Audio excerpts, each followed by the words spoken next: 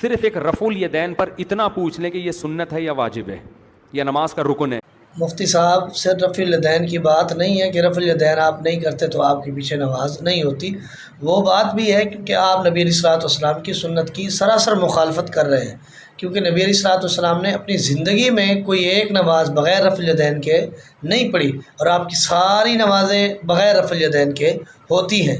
کیونکہ آپ حنفی ہیں اور آپ کے نزدیک رفع الیدین صحیح نہیں ہے۔ تو جو آپ کے پیچھے اہل حدیث نہیں پڑھتا اس کا یہ بھی مسئلہ ہے، اور ایک اور مسئلہ بھی ہے، کیونکہ آپ عقیدتاً امام ابو حنیفہ کے مقلد نہیں ہیں، آپ کا وہ عقیدہ نہیں ہے جو امام ابو حنیفہ رحمۃ اللہ علیہ کا عقیدہ تھا، آپ عقیدتاً